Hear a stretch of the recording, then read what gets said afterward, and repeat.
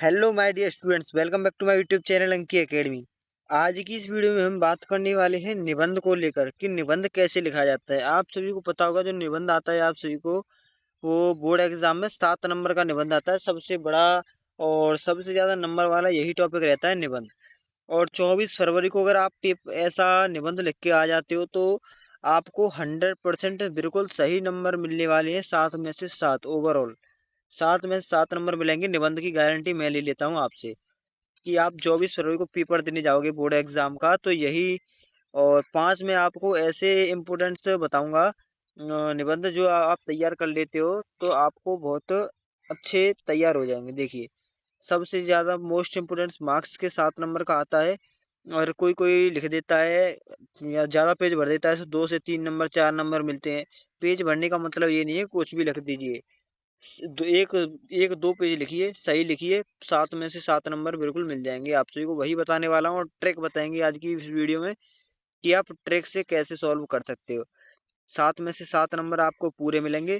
और देखिए, यहाँ पे बताने वाले हैं बोर्ड परीक्षा 2025 में निबंध कैसे लिखें ताकि फुल मार्क्स पूरे के पूरे नंबर आपको मिल जाएं। 5 सबसे महत्वपूर्ण निबंध बताए जाएंगे आप सभी को 2025 के।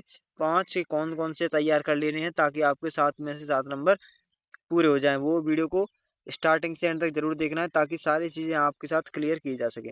और 24 फरवरी 2025 में बोर्ड एग्जाम में यही पेपर आएगा और यही लिख के लेना। मैं जो आप आज दिखाने जा रहा हूँ पेपर आप सभी को, जो कि निबंध है, उसी को देख लेना। 5 सबसे पहले देख लेते हैं 5 निबंध कौन कौन से।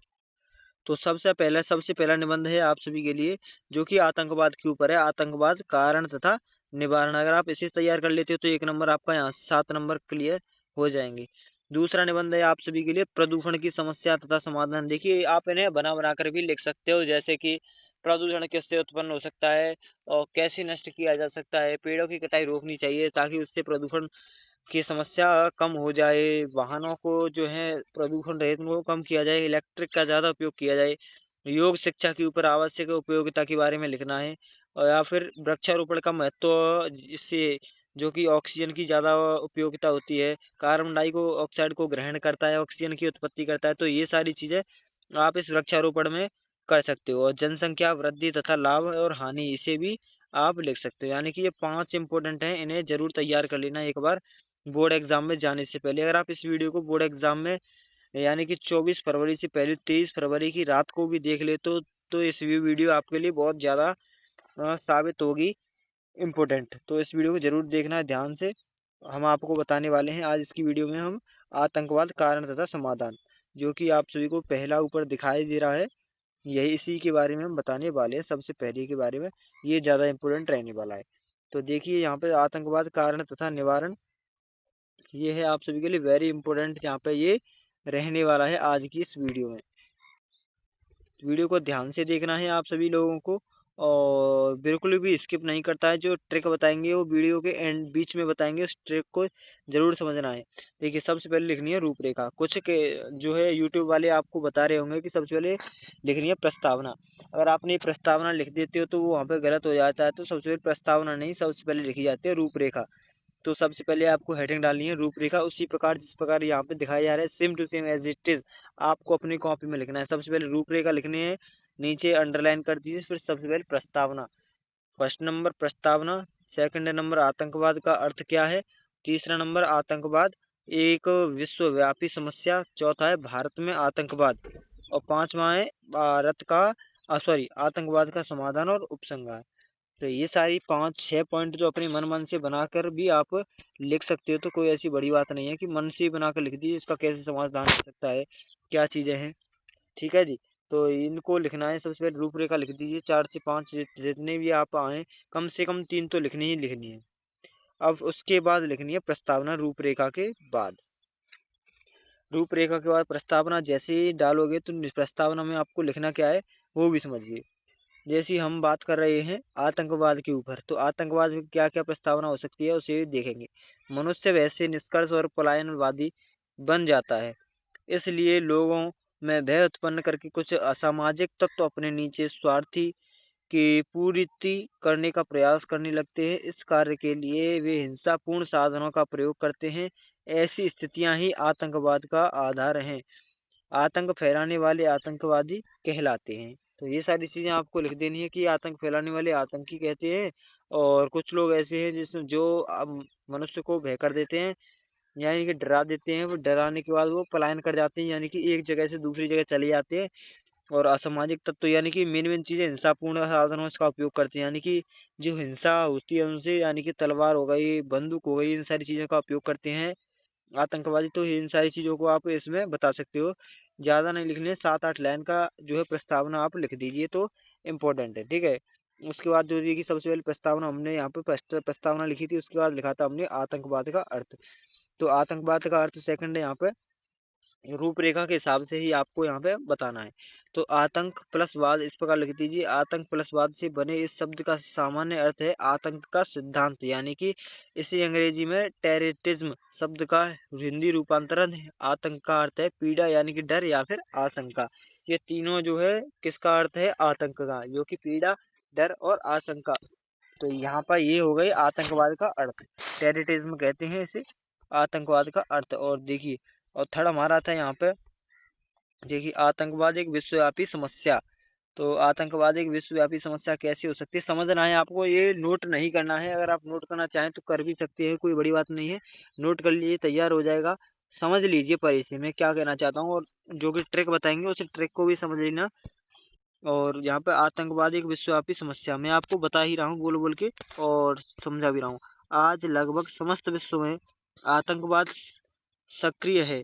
ये आतंकवाद समस्त विश्व में राजनीतिक स्वार्थों की पूर्ति के लिए सार्वजनिक हिंसा और हत्याओं का सहारा ले रहे हैं, ठीक है।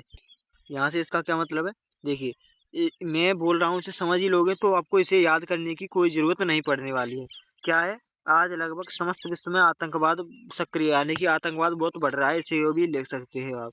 ये आतंकवाद समस्त विश्व में राजनीतिक स्वार्थ की पूर्ति के लिए सार्वजनिक हिंसा और जो है हत्याओं के सहारा ले रहा है, यानी कि इससे हत्या भी होती है, आतंकवाद का सहारा ये ऐसे होता है इसके लिए। और भौतिक दृष्टि से विकसित देशों में तो आतंकवाद की इस प्रवृत्ति ने विकराल रूप ले लिया है। यानी कि जो भौतिक दृष्टि से विकसित देश हैं, यानी कि जिसमें विकास ज्यादा होता है देशों में, उनमें आतंकवाद ने बहुत विकराल रूप ले लिया, यानी कि आतंकवाद बहुत ज्यादा बढ़ रहा है ऐसे ऐसे देशों में। किसी देश द्वारा अन्य देशों में आतंकवाद गुटों का समर्थन देने की घटनाएं बढ़ेंगी। राजनीतिक की हत्याएं, विमान अपहरण, समर्थन देने की घटनाएं बढ़ेंगी। और फिर रासायनिक हथियारों का प्रयोग अधिक तेज होगा। यानी कि जो है चोरी होती है, विमानों हत्या होती हैं, और ये सारी चीजें हैं, राजनीतिकों पे भी हत्या कर दी जाती हैं। तो ये सारी चीजें किससे होती हैं? आतंकवाद का सहारा लेकर। तो आप इसे लिख सकते हैं। और देखिए, भारत में आतंकवाद, नेक्स्ट पॉइंट था हमारा भारत में आतंकवाद। तो भारत में आतंकवाद से क्या तात्पर्य है? देखिए, स्वाधीनता के पश्चात भारत के विभिन्न भागों में आते हैं, यानी कि जो हमारा देश आज़ाद हो गया उसके बाद भारत में विभिन्न भागों से, यानी कि दूसरे देशों से लोग आते हैं। आतंकवादी संगठनों द्वारा आतंकवादी हिंसा फैलाई गई। इन्होंने बड़े बड़े सरकारी अधिकारियों को मौत के घाट उतार दिया और इतना आतंक फैलाया कि अनेकों अधिकारियों ने सेवा से त्यागपत्र दे दिए। भारत के पूर्वी राज्यों नागालैंड, मिजोरम, मणिपुर, त्रिपुरा, मेघालय, अरुणाचल प्रदेश और असम में भी अनेक बार उग्र आतंकी हिंसा फैली। कश्मीरी घाटी में भी पाकिस्तानी तत्वों द्वारा प्रेरित आतंकवादी द्वारा प्राय राष्ट्रीय पर्वों पर भयंकर हत्याकांड कर अपने अस्तित्व की घोषणा कर रहे हैं। अब यहाँ से क्या है, आतंक भारत में आतंकवाद कैसे कैसे फैल रहा है, कौन कौन से जिलों में फैल रहा है, कौन कौन से राज्यों में फैल रहा है, वो नागालैंड जो समझ लीजिए जो है उधर उधर साइड वाले, नागालैंड, मिजोरम, मणिपुर, त्रिपुरा, मेघालय, अरुणाचल प्रदेश, असम, और भी हैं, उन्हें भी लिख दीजिए। और कुछ ऐसा आतंक फैलाया कि बम डाल देते हैं।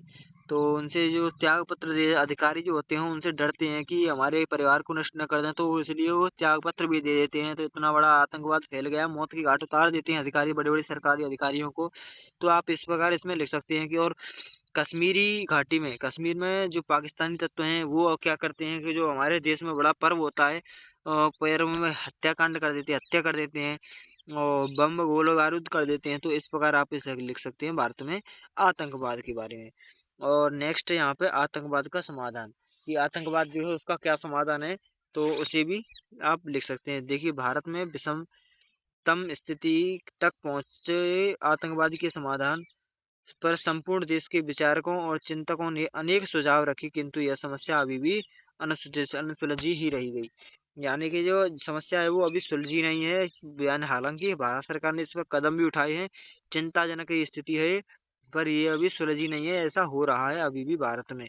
तो इस समस्या का समाधान राजनीतिक दलों की गतिविधियों में परिवर्तन हो, दूसरी सीमा पार से प्रशिक्षित आतंकवादियों के प्रवेश और वहां से भेजे जाने वाले हथियारों और विस्फोट पदार्थों से कड़ी चौकसी रखी जानी चाहिए, और तीसरे आतंकवाद को महिमा मंडित करने वाले युवाओं को मानसिकता बदलने के लिए आर्थिक सुधार करने होंगे। तो इसे भी आप अपने इसमें शामिल कर सकते हैं। क्या क्या एक बार और समझिए। देखिए, समझने से ही आपको जो याद सा हो जाएगा, जब आपके पेपर में यह आएगा आतंकवाद, तो मैं बोल रहा हूँ वही आप पेपर में लिख दोगे, ये मुझे 100% गारंटी है। कि देखिए, क्या है, विचारकों और चिंतकों ने अनेक सुझाव रखे हैं, परंतु अभी समस्या सुलझी ये नहीं है। फिर इसके बाद क्या है, जो राजनीतिक नेता हैं वो परिवर्तन हो रहे हैं। राजनेताओं के दूसरी सीमा से पार, यानी कि पाकिस्तान, चीन, नेपाल आदि दूसरे देशों से आतंकवादियों के प्रवेश वहां से आतंकवादियों के प्रवेश पर रोक लगे, और जांच की जाए, जो भी सामान आता है वहां से दूसरे देश से भेजे जाने वाले हथियारों और विस्फोटक पदार्थों की कड़ी चौकसी रखी जानी चाहिए और सुरक्षा की जानी चाहिए, और तीसरे मुंडित करने वाले युवाओं को मानसिकता बदलनी चाहिए उनको। ठीक है। अब यहाँ पे नेक्स्ट है, देखिए लास्ट है यहाँ पे समाधान। ये समाधान है। समाधान में क्या करना है आपको, लिखना क्या है समाधान में वो भी समझिए। हेडिंग डालनी है समाधान लास्ट वाली।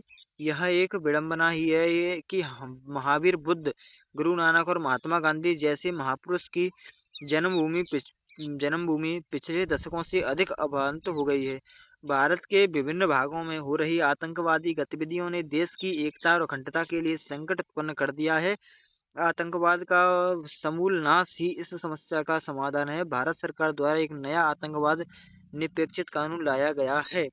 तो आप इसे लिख सकते हैं कि जो बहुत बड़ी समस्या है, विडंबना आ गई है, कि जैसे महावीर बुद्ध थे, गुरु नानक देव थे, महात्मा गांधी थे, जैसे अंग्रेज आए थे हमारे देश में, उन्होंने कैसे कैसे हत्या की थी हमारे जो है महापुरुषों की, गुरु नानक देव जी और ये महात्मा गांधी जैसे महापुरुषों की ये जन्मभूमि रही है, और दशकों से अधिक अशांत हो गई है। और भारत के विभिन्न राज्य ऐसे हैं, विभिन्न भागों में आतंकवादी गतिविधियों ने देश की एकता और अखंडता के लिए संकट उत्पन्न कर दिया। यानी कि कुछ लोगों ने, मान लीजिए लोगों ने कह लीजिए, संकट ऐसा उत्पन्न कर दिया, पूरे भारत देश पर ऐसे संकट काले बादल छाए हुए हैं। आतंकवाद का समूल नाश ही इस समस्या का समाधान है, यानी कि आतंकवाद को जड़ से ही नष्ट कर दिया जाए। ऐसा भारत सरकार को एक नया कानून बनाना चाहिए, और एक ला दिया गया है, आतंकवाद निषेधक कानून लाया गया है। ये कानून भी लाया गया है, और एक नया कानून लाइए कि जैसा कि आतंकवाद भारत से समाप्त ही हो जाए। तो ये थी आज की इस वीडियो में। अगर आप इसे पूरा तैयार कर लेते हो, इस वाले टॉपिक को पूरा, आतंकवाद कारण तथा निवारण, तो आपको करना क्या है, मैंने जो बताया इसे लिख लीजिए एक बार। स्क्रीनशॉट लेना चाहें स्क्रीनशॉट भी ले सकते हैं, स्क्रीनशॉट ले लीजिए जिसको भी स्क्रीनशॉट लेना हो। अब इस पेज का स्क्रीनशॉट ले लिया, और इस पेज का भी ले लीजिए जिसको लेना है,